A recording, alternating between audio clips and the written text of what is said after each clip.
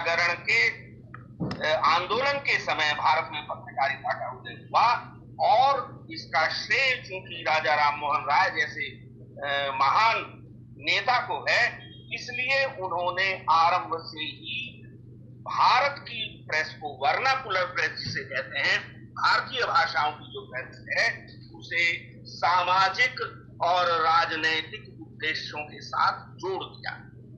यानी कि हमारे यहाँ की पत्रकारिता आरंभ से ही स्वदेश्य और आंदोलनकारी पत्रकारिता रही। जैसे कि मैं अपनी बात को आगे बढ़ाते हुए आपको ये बताना चाहूंगा कि भारत में जो पत्रकारिता का आरंभ हुआ, भारत में पत्रकारिता का आरंभ 1779 ईस्वी में हुआ और यह एक अंग्रेज के द्वारा किया गया। उन्होंने बंगाल गजट प्रकाशित किया, एक अंग्रेजी समाचार पत्र कोलकाता। यह साप्ताहिक था और इसके संपादक प्रकाशक जेम्स ऑगस्टस हिक्की थे।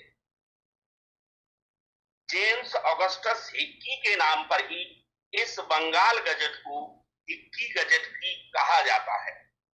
हिक्की गजट इसलिए भी कहना जरूरी है क्योंकि बंगाल गजट नाम से ही एक अन्य पत्र बंगाल से ही प्रकाशित हुआ, कोलकाता से ही प्रकाशित हुआ और यह प्रकाशित हुआ 1816 ईस्वी में गंगाधर भट्टाचार्य ने पहला भारतीय समाचार पत्र अंग्रेजी में बंगाल से निकाला।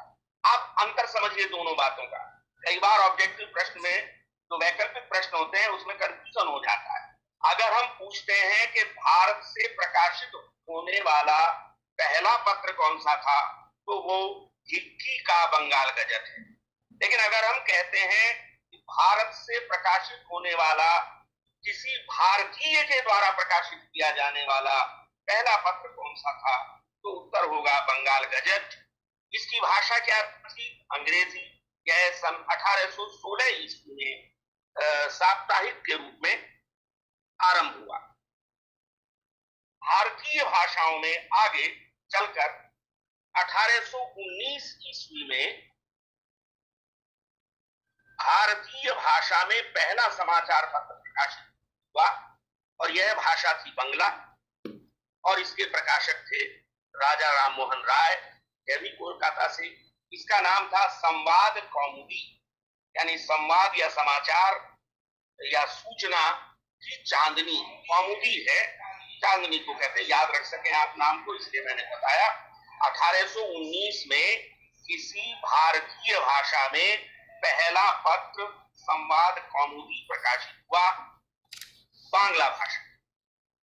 इसके बाद 1822 ईस्वी में गुजराती भाषा में मुंबई ना समाचार प्रकाशित हुआ, मुंबई से, और यह बाद में 10 वर्ष बाद यानी 1832 में जाकर दैनिक हो गया।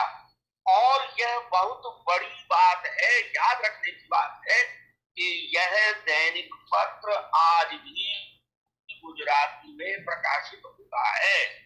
भारतीय भाषाओं में प्रकाशित होने वाला यह सबसे पुराना समाचार पत्र है जो आज भी छप रहा है। इस पृष्ठभूमि के साथ हम हिंदी की बात करते हैं। हिंदी का पहला समाचार पत्र 30 मई 18, आप स्क्रीन पर देख सकते हैं, हिंदी पत्रकारिता दिवस लिखा हुआ है और एक अखबार का एक पन्ने का जो है हमने चित्र दिया है, जिसके ऊपर लिखा है उदंत मार्तंड। ये उदंत मार्तंड जो है 30 मई 1826 को कोलकाता से पंडित जुगल किशोर शुक्ल या जुगल किशोर शुक्ल के द्वारा संपादित प्रकाशित किया गया। यह साप्ताहिक पत्र था। लगभग 1.5 वर्ष यह चला और 1827 में यह बंद हो गया। लेकिन 30 मई 1826 की तारीख हिंदी पत्रकारिता के इतिहास में अंकित हो गई और आज भी प्रतिवर्ष 30 मई को हिंदी पत्रकारिता दिवस मनाया जाता है।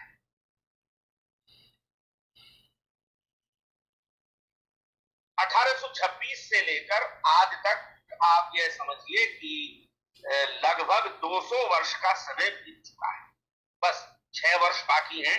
6 वर्ष बाद हम विधिवत हिंदी पत्रकारिता का 200वां वर्ष मनाएंगे।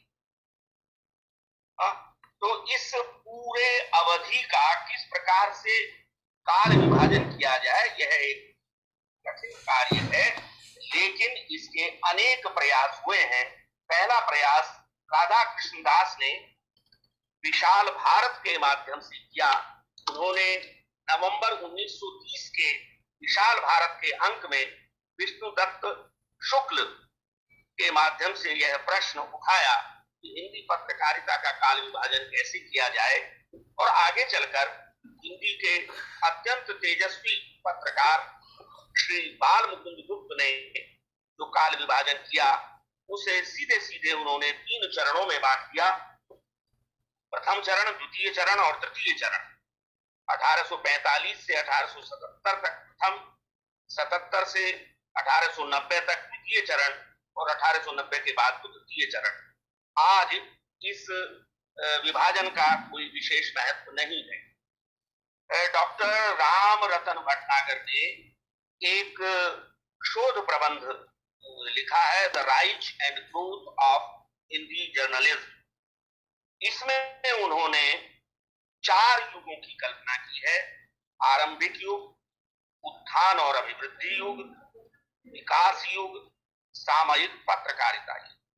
आरंभिक युग को 1826 से 1867 तक माना है और उत्थान एवं अभिवृद्धि में उन्होंने 2 चरण माने हैं।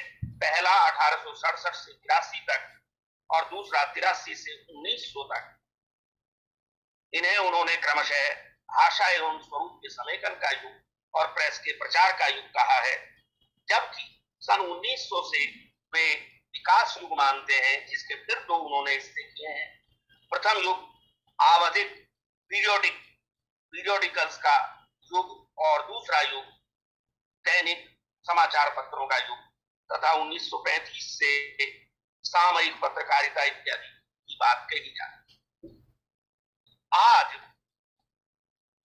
जो काल विभाजन सबसे अधिक स्वीकृत है वह यह है जो अब आपके सामने आया हुआ है। उदय काल कहा जाता है 1826 से 1867 तक। इसका कारण है 1826 में हमने बताया कि उदंत मार्तंड प्रकाशित हुआ और 1867 में अभी आगे आप देखेंगे भारतेंदु ने अपनी पहली पत्रिका प्रकाशित की, जिसका नाम मैं यथा समय आगे बताऊंगा। तो इस काल को उदय काल कहा जाता है। फिर भारतेंदु जी का समय या भारतेंदु जी का जो मंडल था उसका समय सरस्वती के प्रकाशन तक रहता है। आप जानते हैं सरस्वती का प्रकाशन 1900 में हुआ, तो 1900 तक के युग को भारतेंदु युग कहा जाता है। इसके बाद हिंदी साहित्य में 1900 से 1930 तक के युग को द्विवेदी युग कहा जाता है। पत्रकारिता में भी हम उसे द्विवेदी युग कहते हैं, क्योंकि सरस्वती पत्रिका के संपादक के रूप में द्विवेदी जी ने, महावीर प्रसाद द्विवेदी ने पत्रकारिता का नेतृत्व किया। लेकिन अखिल भारतीय स्तर पर यह समय बाल गंगाधर तिलक, लोकमान्य बाल गंगाधर तिलक के अखिल भारतीय प्रभाव का समय था और तिलक की पत्रकारिता को आदर्श मानकर ही हिंदी में भी द्विवेदी युग के पत्रकार आगे बढ़ रहे थे। इसलिए इस तीसरे युग को तिलक युग भी कहा जाता है। 1920 में या 1919 में तिलक की मृत्यु के बाद से और गांधी के उदित होने से लेकर स्वतंत्रता प्राप्ति तक के समय को गांधी युग कहा जाता है भारतीय पत्रकारिता के क्षेत्र में, और हिंदी में इसे पराड़कर युग कहा जाता है, बाबूराव विष्णुराव पराड़कर के नाम पर, जो आज के संपादक थे। आगे हम उनकी चर्चा करेंगे। 1943 के बाद का समय स्वातंत्रोत्तर युग कहा जाता है।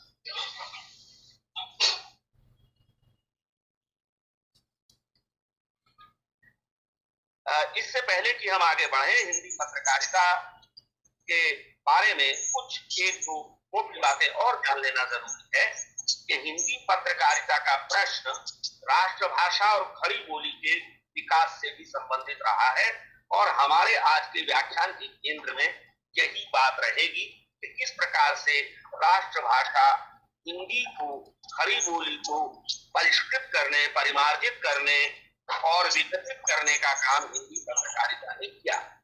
हिंदी भाषा विकास की पूरी प्रक्रिया हिंदी पत्रकारिता के भाषा विश्लेषण के माध्यम से समझी जाती है। इस विकास में भाषा के प्रति जागरूक पत्रकारों का अपना अपना योगदान हिंदी को मिलता रहा है। इनके लिए एक जो बात सबसे अधिक महत्वपूर्ण है कि जो आरंभ के हमारे पत्रकार हैं, बल्कि स्वतंत्रता प्राप्ति तक के जो हमारे हिंदी के पत्रकार हैं, उनके लिए हिंदी, राष्ट्रीयता और पत्रकारिता ये सब एक दूसरे के पर्याय थे। इसीलिए हमारी स्वतंत्रता प्राप्ति तक की हिंदी पत्रकारिता पूरी तरह से राष्ट्रीय मूल्यों से अनुप्राणित पत्रकारिता है। एक और बात समझ लेने जैसी है कि उस जमाने में पत्रकारिता आज की तरह से न तो प्रोफेशन थी और न पैसा कमाने का जरिया, वह एक आंदोलन थी, एक मिशन थी, और सभी पत्रकारों के समक्ष एक सीधा सा लक्ष्य था, राष्ट्रीयता का लक्ष्य, भारत के सांस्कृतिक उत्थान का लक्ष्य और भारतीय समाज में लोक जागरण को साकार करने का लक्ष्य। हिंदी के स्वतंत्रता आंदोलन के दौरान के तमाम पत्रकारों ने ध्यान रखें इस बात का, न तो ब्रिटिश साम्राज्य के सामने थे और न ही अपने आदर्शों से वे कभी भी विरक्त हुए। शुरुआती समय को इसीलिए हिंदी पत्रकारिता का स्वर्ण काल भी कहा जाता है। अब तक हम हिंदी पत्रकारिता की स्वतंत्रता आंदोलन के समय में जो प्रवृत्तियां रही उनके बारे में चर्चा की। हम यह भी बताया आपको कि हिंदी पत्रकारिता का आरंभ 1826 ईस्वी में उदंत मार्तंड के प्रकाशक, उदंत मार्तंड का अर्थ होता है मित्रों उगता हुआ सूरज। उदंत माने उगता हुआ, उदित होता हुआ, और मार्तंड माने सूरज। इसके बाद हमने बताया कि अगला युग भारतेंदु युग कहा जाता है, भारतेंदु हरिश्चंद्र के नाम पर। भारतेंदु हरिश्चंद्र को आप जानते ही हैं, वे हिंदी में आधुनिक हिंदी साहित्य के प्रवर्तक माने जाते हैं, विभिन्न विधाओं के प्रवर्तक माने जाते हैं। उसी प्रकार वे आधुनिक हिंदी पत्रकारिता के भी प्रवर्तक हैं। उन्होंने स्वयं तो पत्रकारिता की एक पूरा का पूरा लेखकों का मंडल ऐसा बनाया जिसमें अधिकतर लोग पत्रकार थे और प्रायः अपनी पत्रिका निकालते। तो ऐसे कुछ नाम हैं यहाँ आपके सामने स्क्रीन पर। भारतेंदु हरिश्चंद्र, पंडित रुद्रदत्त शर्मा, प्रताप नारायण मिश्र, मेहता लज्जाराम शर्मा, महामना मदन मोहन मालवीय और बाल मुकुंद गुप्त। बाल मुकुंद गुप्त बाद में द्विवेदी युग में भी सक्रिय रहे, अधिकतर लोग उसी तरह के हैं। और मेरे ख्याल से बालकृष्ण भट्ट का नाम शायद यहाँ छूट गया है होने से। बाल कृष्ण भट्ट का नाम भी होना चाहिए, अत्यंत महत्वपूर्ण है। स्क्रीन पर आपके सामने भारतेंदु हरिश्चंद्र का चेहरा है, इन्हें भी पहचान लें और आगे बढ़ते हैं। यहां फिर स्क्रीन पर एक चित्र है, बाला बोधिनी। मैं इसके बारे में बाद में बताऊंगा, पहले आपको यह बता दूं कि जुगल किशोर के बाद हिंदी पत्रकारिता का विकास करने का श्रेय भारतेंदु हरिश्चंद्र को है और भारतेंदु युग को 1867 से आरंभ मानने का कारण यह है कि 15 अगस्त 1867 को भारतेंदु हरिश्चंद्र ने कवि वचन सुधा निकाली। मित्रों, मैं आपका ध्यान इस बात की तरफ दिलाना चाहूंगा कि 15 अगस्त हमारा स्वतंत्रता दिवस तो इसके 80 साल बाद बना, लेकिन कवि वचन सुधा ने पत्रकारिता के क्षेत्र में एक तरह से स्वतंत्रता दिवस घोषित कर दिया 15 अगस्त 1867। ये बड़ा सुंदर संयोग है। अन्य पत्रिकाओं में भारतेंदु हरिश्चंद्र ने हरिश्चंद्र मैगजीन निकाली, हरिश्चंद्र चंद्रिका निकाली, और जिसका हमने यहाँ कवर दिया है आपके सामने वह है बाला बोधिनी। 1867 में भारतेंदु हरिश्चंद्र का चिंतन कितना पुरोगामी था, इसका अनुमान इसी बात से किया जा सकता है कि उन्होंने पत्रकारिता की उस आरंभिक अवधि में भी अलग से महिलाओं पर केंद्रित हिंदी की एक पत्रिका आरंभ की। तो बाला बोधिनी वही पत्रिका है। यदि पूछा जाए कि महिलाओं पर केंद्रित हिंदी की पहली पत्रिका कौन सी थी, तो आप बाला बोधिनी का नाम ले सकते हैं। भारतेंदु हरिश्चंद्र की पत्रकारिता की जब हम बात करते हैं, मैंने आपसे आरंभ में ये कहा कि हम हिंदी के विकास से जोड़कर सारी बातें करेंगे। तो हिंदी के विकास से जोड़कर अगर आप देखें, यदि आपने हिंदी साहित्य का और हिंदी भाषा का इतिहास पढ़ा है तो आपको मालूम होगा कि यह जो 1850 के बाद का समय है, इसमें दो धाराएं हिंदी की एक दूसरे के समानांतर चल रही थी। एक का नेतृत्व राजा शिव प्रसाद सितारे हिंद करते थे और दूसरे का नेतृत्व राजा लक्ष्मण प्रसाद और राजा शिव प्रसाद सितारे हिंद। एक का कहना था कि भाषा में, हिंदी में बिल्कुल संस्कृत निष्ठता होनी चाहिए, वह तत्सम प्रधान होनी चाहिए। दूसरे का कहना था कि उसमें इस तरह की भाषा होनी चाहिए कि उसमें फारसी के शब्दों से वो लगित हो। ये दोनों ही प्रकार की जो भाषा थे, ये आम जनता को प्रिय नहीं थे। या तो संस्कृत पढ़े लिखे पंडितों को प्रिय थे, या उर्दू पढ़े लिखे, फारसी पढ़े लिखे मौलवियों को पसंद थे। भारतेंदु हरिश्चंद्र ने इनके बीच में एक आम फहम भाषा का मुहावरा आरंभ किया और पत्रकारिता के लिए उन्होंने इसको आदर्श माना। संस्कृत और उर्दू दोनों की अतिवादिता से हिंदी को बचाते हुए भारतेंदु हरिश्चंद्र ने बोलचाल की हिंदी को साहित्यिकता प्रदान की और एक ऐसी शैली ईजाद खोज की, आविष्कृत की, जो वास्तव में हिंदी की केंद्रीय शैली थी। मित्रों, हिंदी के इसी रूप को महात्मा गांधी और प्रेमचंद ने भी आदर्श माना और उन्होंने इसे हिंदुस्तानी कहा था। आज हम जिसे हिंदी कहकर सीखते हैं, यह वही रूप है जिसमें संस्कृत भी है, उर्दू भी है, लेकिन दोनों के ही केवल सहज प्रयोगों को स्वीकार किया गया है। शुद्धतावादी आग्रह नहीं। यह दूरगामी दृष्टि भारतेंदु के पास थी और आप जानते ही हैं कि भारतेंदु यह मानते थे कि सभी प्रकार की उन्नतियों का मूलाधार यदि कोई है तो वह स्वभाषा है। आपने बार बार पढ़ा होगा कि निज भाषा उन्नति है, सब उन्नति को मूल, बिन निज भाषा ज्ञान के विगत नहीं है। तो एक प्रकार से पत्रकारिता के माध्यम से भारतेंदु हरिश्चंद्र ने हिंदी भाषा को आम फहम बनाने का आंदोलन चलाया। हमने अभी आपको बताया कि बाला बोधिनी उनकी महिलाओं पर केंद्रित हिंदी की पहली पत्रिका है।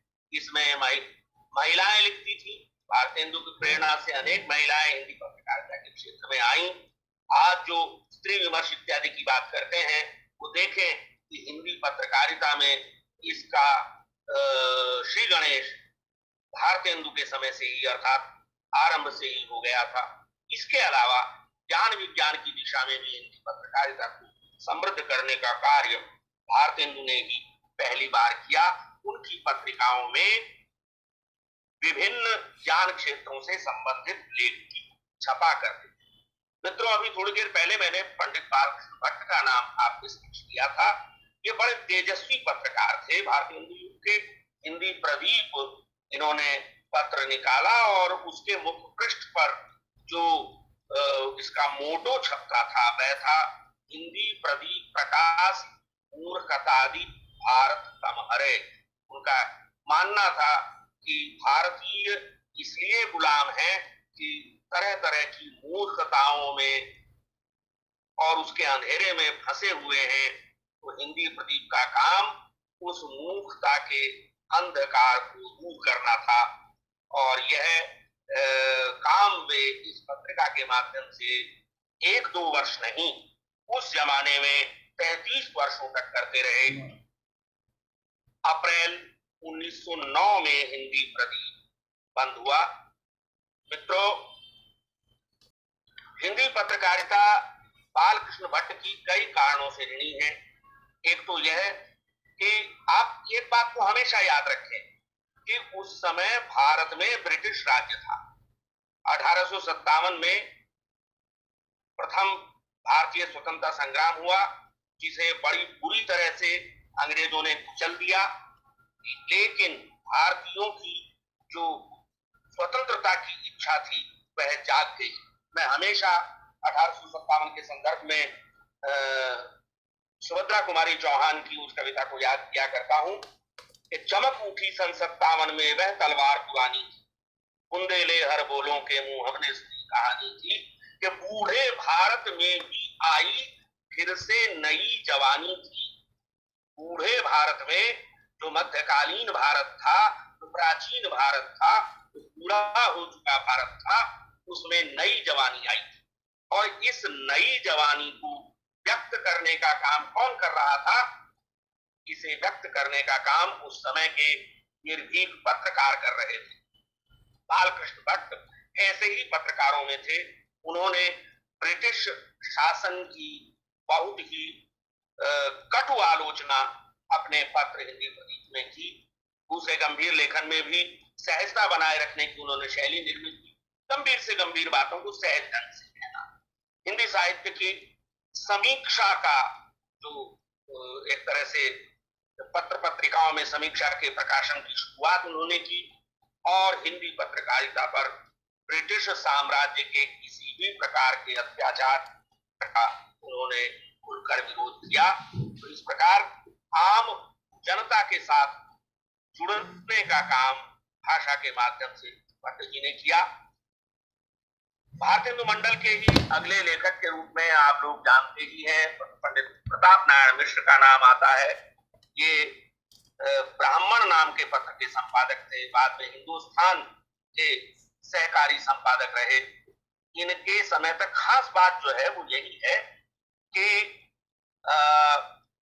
इन्होंने जो हिंदी भाषा के जिस मुहावरे का निर्माण भारतेंदु जी कर रहे थे उससे थोड़ा आगे और मार्ग प्रशस्त किया। यानी उस समय तक एक शैली संस्कृत शैली थी, दूसरी शैली अरबी फारसी की थी और तीसरी शैली भारतेंदु की थी, जिसमें बोलियों के शब्द इतने ज्यादा आ जाते थे कि कभी कभी वह समझ में आने की दृष्टि से जटिल हो जाती।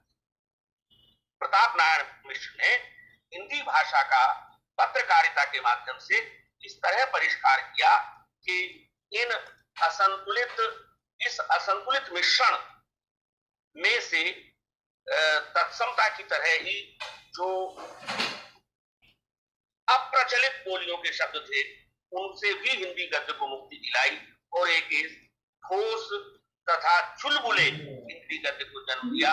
आपको उनकी जो हास्य और व्यंग से परिपूर्ण कृतियां हैं उनके नाम याद होंगे, दांत, आंख, भौं, त इत्यादि। देशज उर्दू और संस्कृत का विशेषता यही है उनकी भाषा की, देशज उर्दू और संस्कृत का जितना सुंदर मिश्रित प्रयोग प्रताप नारायण मिश्र में मिलता है वैसा दुर्लभ है। वे हिंदी की प्रकृति को एक विशिष्ट शैली में ढालने वाले पत्रकार थे। इसके बाद उल्लेख नाम है पंडित रुद्रदत्त शर्मा का, जिन्हें संपादकाचार्य कहा जाता है। भारत मित्र उनका अत्यंत महत्वपूर्ण पत्र रहा, जिसका हमने यहाँ पर एक चित्र आपके समक्ष दिया है। आर्य विनय, आर्यावर्त, आर्य मित्र, इंद्रप्रस्थ प्रकाश, भारत मित्र, सत्यवादी और वेंकटेश्वर समाचार जैसे पत्र इन्होंने संपादित किए। इतने सारे पत्रों के संपादन के कारण ही इन्हें संपादकाचार्य कहा जाता है। एक बहुत ही महत्वपूर्ण नाम जिसे छोड़कर आप पढ़ नहीं सकते हिंदी के इतिहास में, हिंदी भाषा का इतिहास हो, हिंदी साहित्य का इतिहास हो, हिंदी की लिपि देवनागरी का इतिहास हो, हिंदी पत्रकारिता का इतिहास हो, हिंदी शिक्षा या विश्वविद्यालयों का इतिहास हो, आप महामना मदन मोहन मालवीय, यहाँ मोहना टाइप हो गया है, मोहन होना चाहिए, मदन मोहन मालवीय के नाम को छोड़कर नहीं चल सकते। इन्होंने हिंदुस्तान नाम के पत्र का संपादन किया, अभ्युदय और मर्यादा जैसे पत्र निकाले। मैं जो बात आपसे कह रहा था कि महामना मदन मोहन मालवीय का महत्व इसलिए है कि अखिल भारतीय हिंदी साहित्य सम्मेलन की उन्होंने स्थापना की, जिसके कारण हिंदी साहित्य का विकास हुआ। हिंदी के प्रति उनका दृष्टिकोण बहुत साफ था कि हिंदी भाषा और नागरी अक्षर के द्वारा ही राष्ट्र की एकता सिद्ध हो सकती है। उन्होंने नागरी प्रचारिणी सभा की स्थापना की, जो अभी अपना शताब्दी मना रही है। काशी हिंदू विश्वविद्यालय BHU की स्थापना उन्होंने की और हिंदी प्रकाशन मंडल की स्थापना की। आप देखें, भाषा के क्षेत्र में, लिपि के क्षेत्र में, शिक्षा के क्षेत्र में और प्रकाशन के क्षेत्र में तथा पत्रकारिता के क्षेत्र में, सभी क्षेत्रों में महामना मदन मोहन मालवीय ने अग्रणी भूमिका निभाई। और बल्कि आगे हम बढ़े तो उसी युग के एक और नाम जिसकी चर्चा प्राय नहीं होती है का उल्लेख जरूरी है, मेहता लज्जाराम शर्मा, सर्वहित, वेंकटेश्वर समाचार के ये संपादक थे। मित्रों, हिंदी पर हिंदीतर भाषियों का बड़ा ऋण है, बड़ा कर्ज। हिंदी को यदि अखिल भारतीय भाषा के रूप में, भारत की राष्ट्रभाषा, राजभाषा या आज विश्व भाषा इत्यादि के रूप में जो भी प्रतिष्ठा प्राप्त हो रही है, उसके पीछे हिंदी भाषियों का उतना योगदान नहीं है जितना योगदान हिंदी तर भाषियों का है।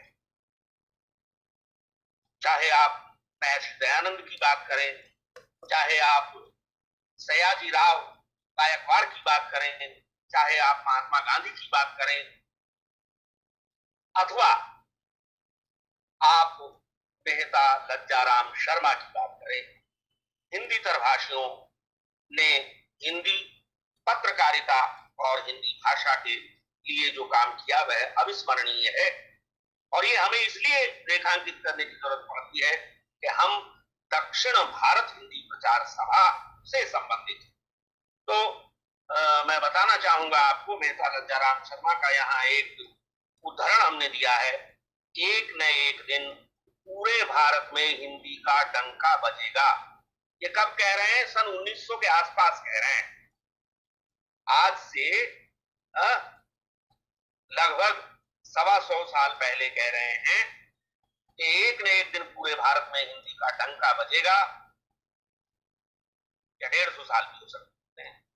प्रांतीय भाषाएं हिंदी की आरती उतारेंगी, बहन उर्दू इसकी बलैयां लेगी तथा अंग्रेजी हतप्रभ होकर हिंदी के गले में फूलों की माला पहनाएगी। अब ये अलग बात है कि हमारे देश की राजनीति के कारण यह अभी तक भी संभव नहीं हो सका है। शायद हम लोगों के जीवन काल में कभी तो ऐसा हो जाए। मित्रों, मैंने कहा था उसमें लिस्ट में जो नाम थे भारतेंदु युग में, उसमें एक नाम बाल मुकुंद गुप्त का भी था, और मैंने कहा था कि द्विवेदी युग में अति सक्रिय रहे, लेकिन उन्होंने अपना पत्रकारिता का जीवन आरंभ कर दिया था भारतेंदु युग से। अखबारे चुनार, ओहे नूर, हिंदी बंगवासी, भारत मित्र, ये वे पत्रिकाएं हैं, पत्र पत्रिकाएं हैं जिनसे ये जुड़े हुए थे। बड़े ही तेज तर्रार और सतर्क पत्रकार थे। इन्होंने अपने समय के लाट साहब के ऊपर, यानी अंग्रेज उच्चतम अधिकारियों के ऊपर खुलकर के व्यंग्यात्मक लेखमालाएं लिखी। शिव शंभू के चिट्ठे में के माध्यम से इन्होंने पत्रिका को व्यंग्य का, पत्रकारिता को व्यंग्य का तेवर प्रदान किया। उन्होंने ये बड़े से बड़े पत्रकारों से भी टकरा जाते थे, और इसीलिए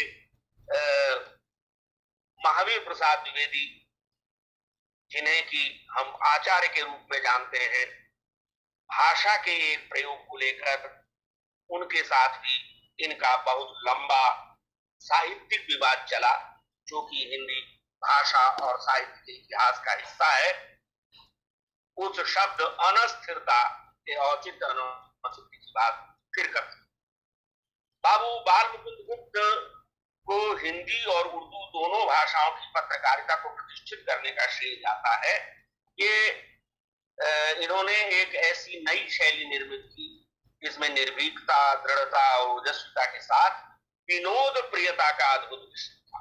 यानी कि पत्रकारिता में, राष्ट्रीय पत्रकारिता में एक तरफ निर्भीकता, दृढ़ता, ओजस्विता, आक्रमण करने की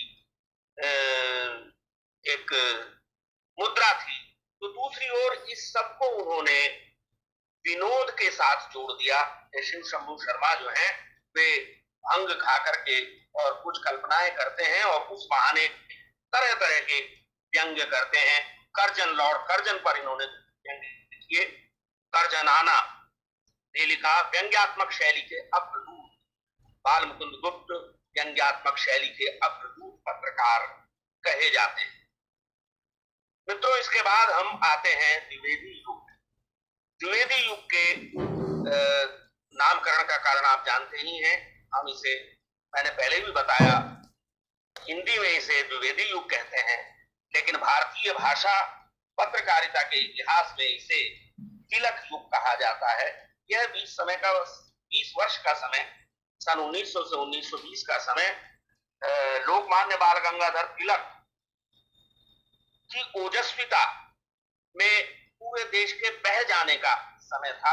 एक आक्रामक तेवर जो है और भारतीय संस्कृति के पुनरुत्थान की चेतना उस समय भारत में जाग रही थी।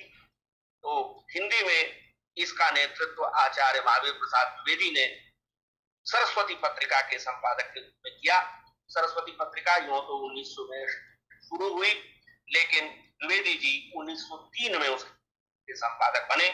इसके अलावा माधवराव सप्रे, प्रेमचंद, कहानीकार चंद, बाबूराव विष्णु पराड़कर ने भी इसी काल में अपनी पत्रकारिता आरंभ की, लेकिन इनका विशेष प्रभाव काल 1920 के बाद का काल है, और उस काल को हिंदी पत्रकारिता के इतिहास में बाबूराव विष्णुराव पराड़कर के नाम पर पराड़कर युग कहा जाता है। माखनलाल चतुर्वेदी, गणेश शंकर विद्यार्थी, शिव पूजन सहाय, ये तमाम नाम द्विवेदी युग से संबंधित हैं। आप जानते हैं कि द्विवेदी युग का हिंदी भाषा और साहित्य के इतिहास में महत्व क्यों? वह इसलिए कि द्विवेदी जी ने हिंदी भाषा को, यानी खड़ी बोली हिंदी को, जो कि भारतेंदु युग से गद्य की भाषा के रूप में स्वीकार की गई थी, द्विवेदी युग में आकर जिसमें कविता लिखी जाने लगी, उसको व्याकरण सम्मत, परिमार्जित और परिष्कृत किया। यह कैसे संभव हुआ? यह सरस्वती पत्रिका के माध्यम से संभव हुआ। दोस्तों, बड़ा दुर्लभ सामग्री, बड़ी दुर्लभ सामग्री आपके लिए हम लोग लेकर के आए हैं कि आप साथ साथ देखते हुए चले। सरस्वती पत्रिका के एक मुख्य पृष्ठ को, प्रथम पृष्ठ को आपके सामने यहाँ प्रस्तुत किया गया है। मेरे इस व्याख्यान में अब हम द्विवेदी युग में प्रवेश कर रहे हैं। मित्रों, महावीर प्रसाद द्विवेदी ने सरस्वती के माध्यम से एक तरह से जो नेतृत्व हिंदी पत्रकारिता को दिया, उसके कारण उन्हें हिंदी पत्रकारिता का शला का पुरुष या युग पुरुष कहा जाता है। हिंदी भाषा के परिष्कार का उन्होंने अथक प्रयत्न किया और हिंदी में लेखकों तथा कवियों की एक पीढ़ी तैयार की। उनका यह दृढ़ मत था कि गद्य और पद्य की भाषा पृथक पृथक नहीं होनी चाहिए। ऐसा इसलिए कहना पड़ रहा है मित्रों, आपको याद होगा कि भारतेंदु हरिश्चंद्र ने गद्य के लिए तो खड़ी बोली को स्वीकार किया था, लेकिन पद्य के बारे में उनकी राय थी कि वह कविता के लिए खड़ी बोली उपयुक्त नहीं है, खड़ी बोली के बजाय ब्रज भाषा में ही कविता होती रहनी चाहिए। लेकिन धीरे धीरे ये बात साफ हुई कि ब्रज भाषा का जमाना लद गया और खड़ी बोली, जिसे कि इन तमाम पत्रकारों ने निरंतर परिमार्जित किया, वह द्विवेदी युग में आकर इतनी उत्कृष्ट शैलियों को प्राप्त कर सकी कि उसमें इस काल में कहानी, उपन्यास अर्थात गद्य विधाएं ही नहीं, पद्य में महाकाव्य, प्रिय प्रवास जैसा महाकाव्य या भारत भारती जैसे काव्य की रचना हुई। तो हिंदी को स्थापित करने में, परिमार्जित करने में सरस्वती पत्रिका ने बहुत योगदान दिया। दूसरा नाम है आदरणीय माधवराव सप्रे का। छत्तीसगढ़ मित्र नाम का पत्र, हिंदी केसरी, कर्मवीर, इन सब से ये जुड़े रहे। याद रखिए कि ये समय भारत में स्वतंत्र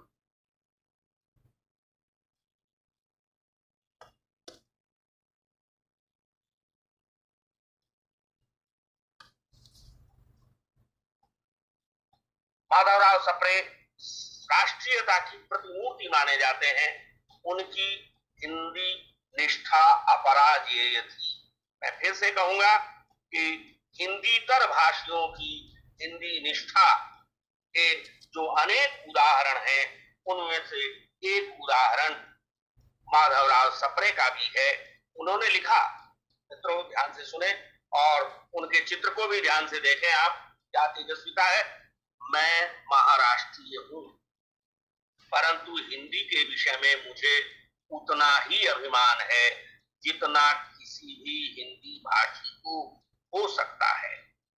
मैं चाहता हूं कि इस राष्ट्रभाषा के सामने भारतवर्ष का प्रत्येक व्यक्ति इस बात को भूल जाए कि मैं महाराष्ट्रीय हूं, मैं बंगाली हूं, मैं गुजराती हूं या मैं मद्रासी हूं।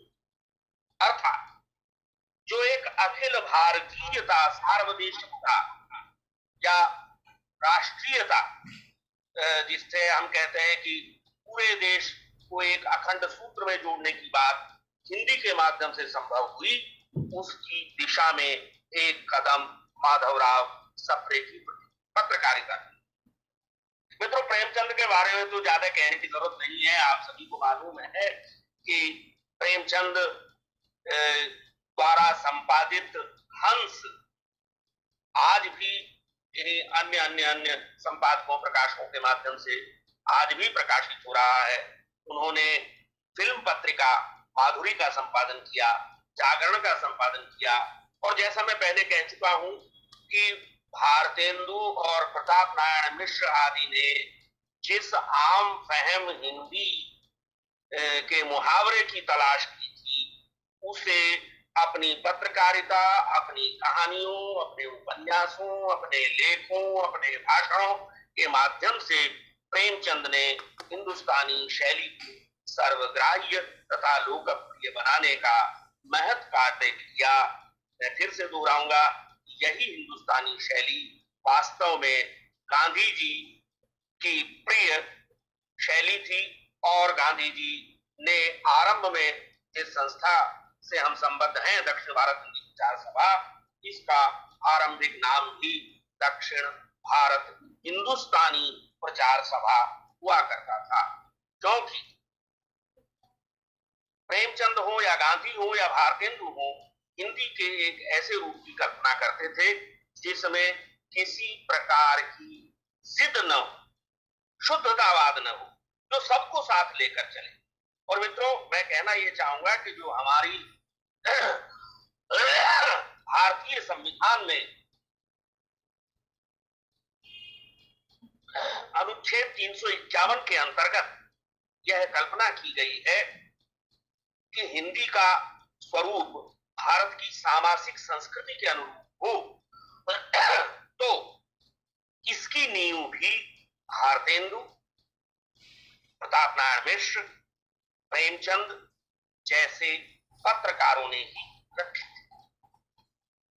और अब वह नाम आता है जिसकी मैंने पहले भी अत्यंत सम्मानपूर्वक चर्चा आपसे की, बाबूराव विष्णु पराड़कर।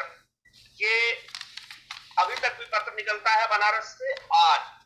आज पत्र के संपादक थे, और आज के माध्यम से इन्होंने हिंदी पत्रकारिता को एक बहुआयामी स्वरूप प्रदान किया।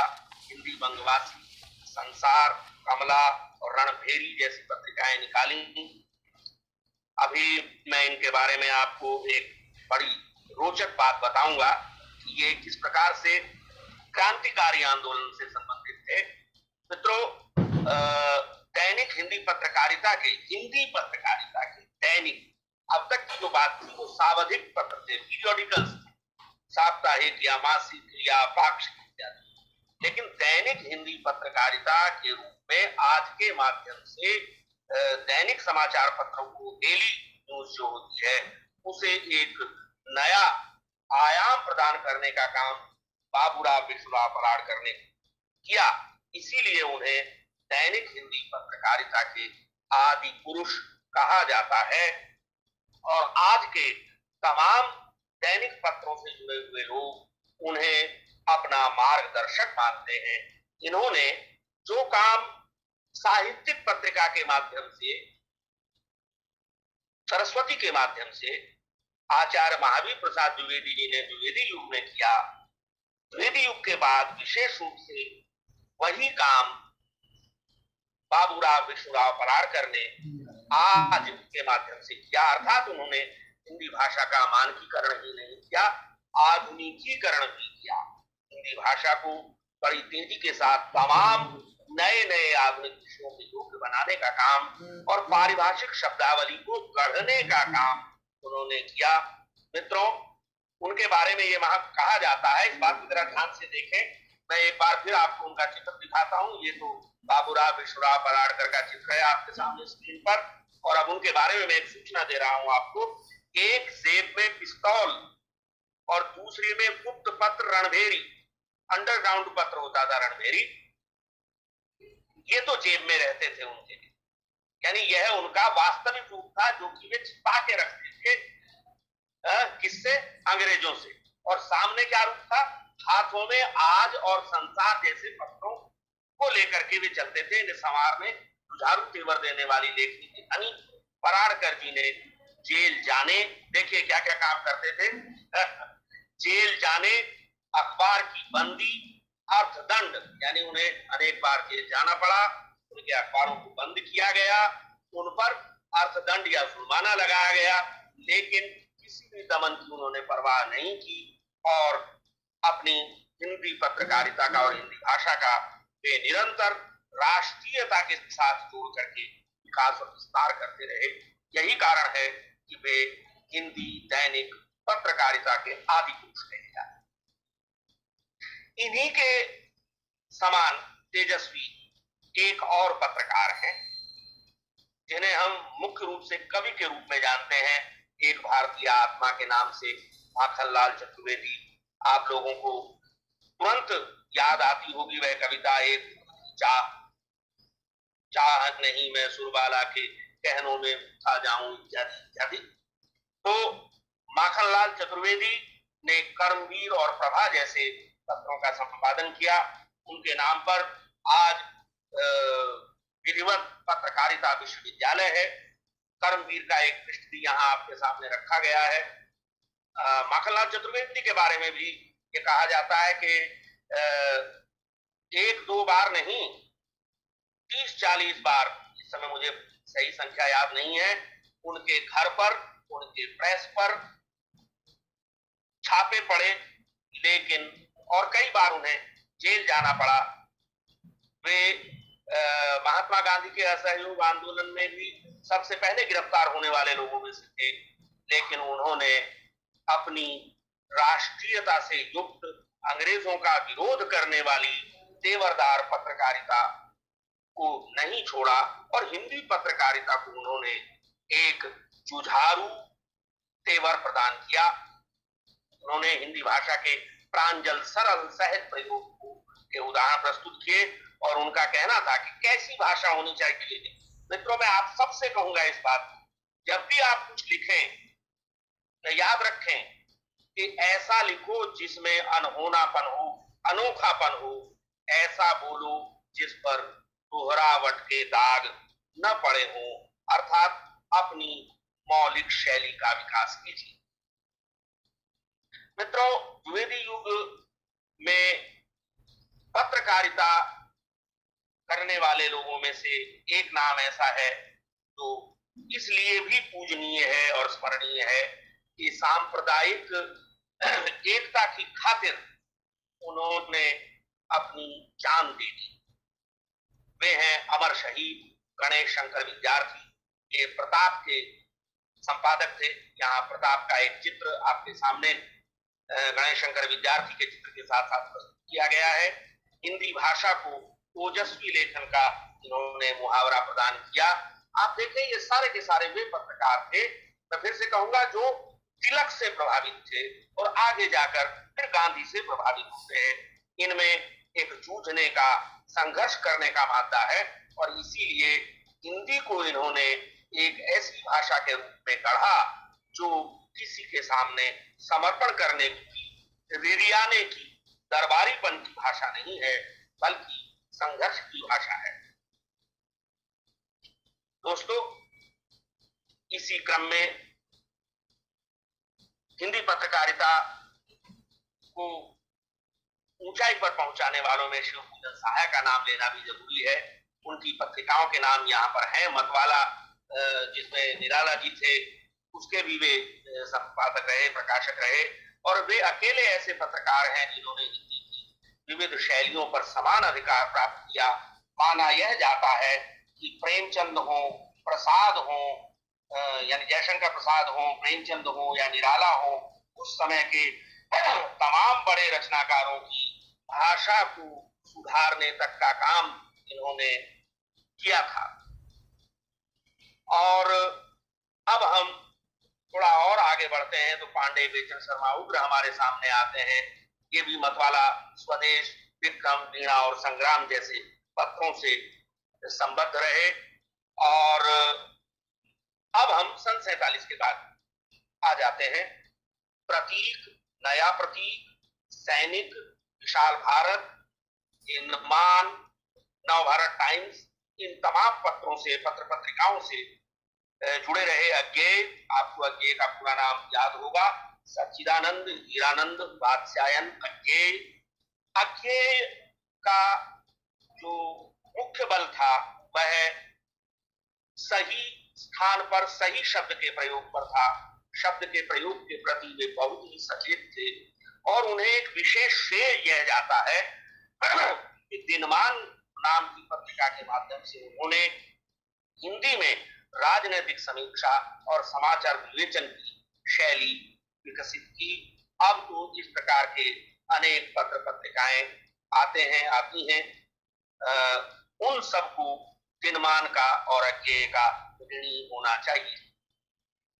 मित्रों, साहित्यिक पत्रकारिता के क्षेत्र में धर्मवीर भारती के धर्मयुग की चर्चा करना बड़ा जरूरी है। धर्मयुग शायद आप में से कई लोगों को मालूम हो, अब तो बंद हो गई है। एक ऐसी पत्रिका थी जिसमें साहित्य की ऊंचाइयां भी थी, इसके बावजूद वह घर घर में पढ़ी जाती थी। इसे सर्व समावेशी लोकप्रिय पत्रिका कहा जाता है।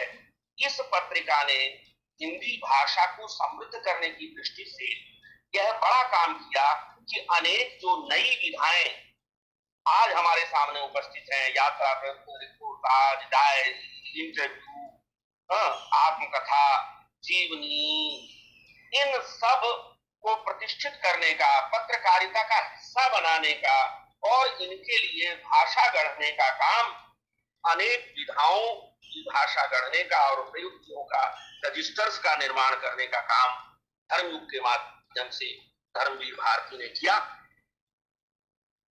मित्रों, पत्र पत्रिकाओं के माध्यम से हिंदी भाषा के परिष्कार परिमार्जन की ये कहानी तब तक पूरी नहीं हो सकती जब तक हम अपने हैदराबाद की चर्चा न करें।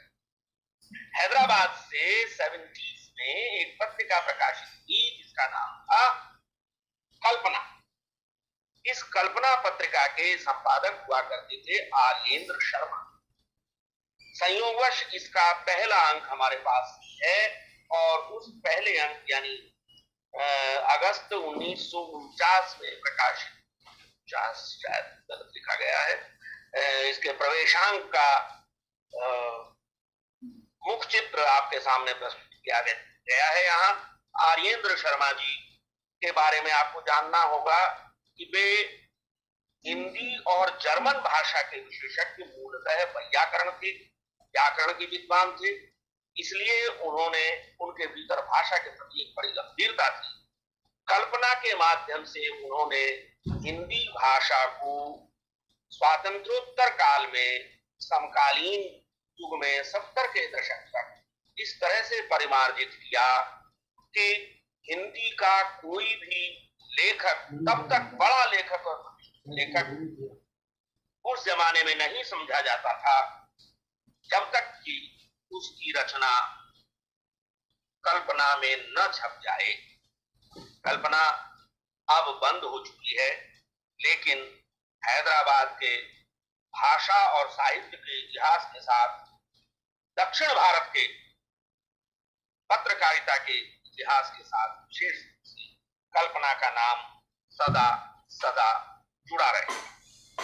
मित्रों, यहाँ तक हमने कुछ पत्रकारों और पत्रिकाओं के बहाने आपको एक पूरी यात्रा जुगल किशोर शुक्ल 1826 से लेकर अब तक की पत्रकारिता की कराई। शायद 1 घंटा होने को है, इसलिए जल्दी जल्दी मैं 1-2 बातें और आपसे करके अपने इस वक्तव्य को, व्याख्यान को विराम दूंगा। पहली चीज तो यही कि स्वतंत्रता के बाद हिंदी भाषा का विकास पत्रकारिता के माध्यम से कैसे हुआ, यह जानना बड़ा जरूरी है।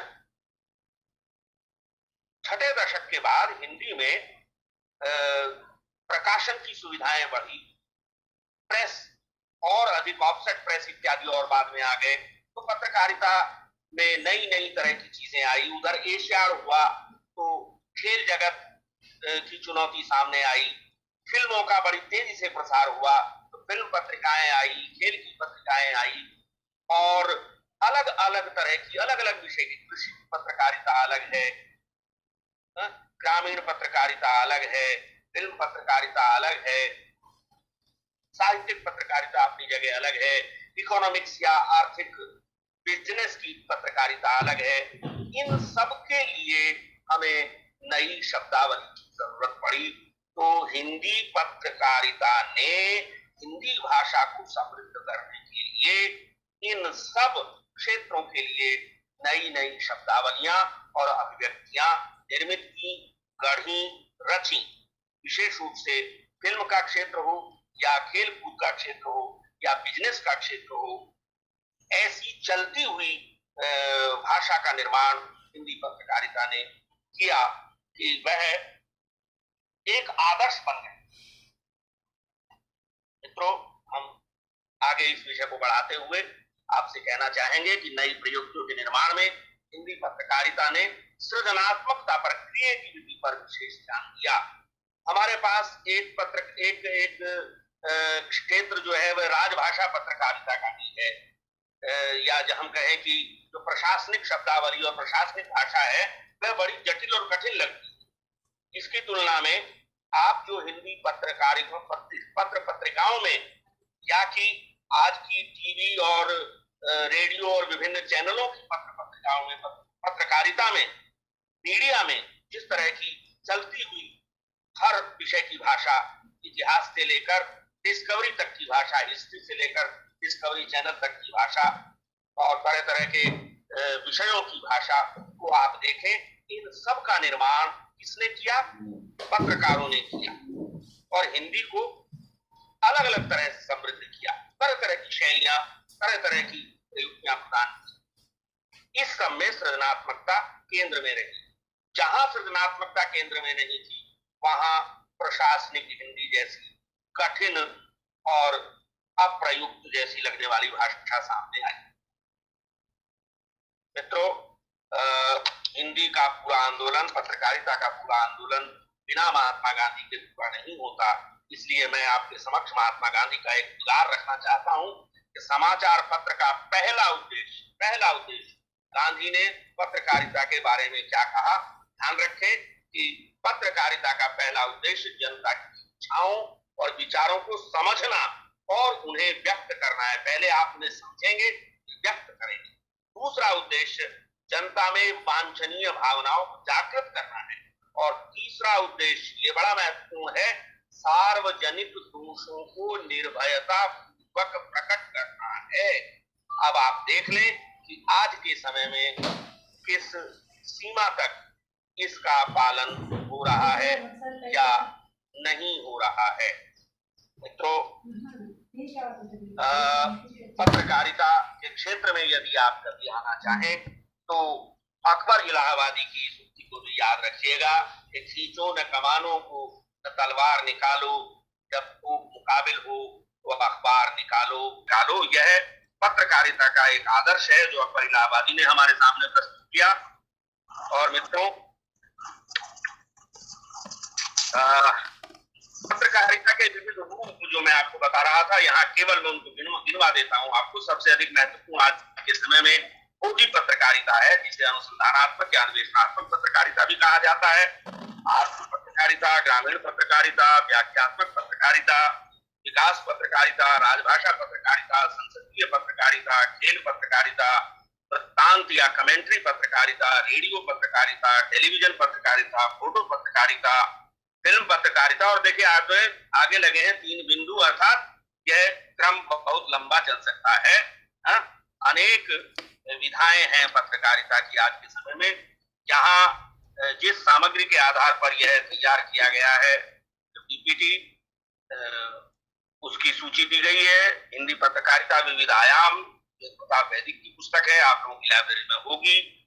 हिंदी पत्रकारिता, राष्ट्रीय नवोद्बोधन, श्रीपाल शर्मा, और स्वतंत्रता आंदोलन और हिंदी पत्रकारिता, अर्जुन तिवारी। बड़ा महत्वपूर्ण ग्रंथ है ये, अभिनव ग्रंथ है। और यहाँ मैंने 2 लिंक दिए हैं। यह जो कुछ मैंने आपके सामने कहा, यह एक लेख के रूप में यहाँ प्रकाशित है। हिंदी भाषा के विकास में पत्र पत्रिका का योगदान शीर्षक से ये 2 लिंक्स हैं, इन पर यह प्रकाशित है। और जैसे मैंने बताया कि यह पीपीटी भी अभी कुछ देर बाद ही आपको 2 बजे के बाद शायद हम कोशिश करेंगे कि मेरे ब्लॉग पर मिल जाए आपको। मैं फिर से बता देता हूं, ppthindi.blogspot.com। वहां आपके के काम की और भी बहुत सारी सामग्री मिलेगी।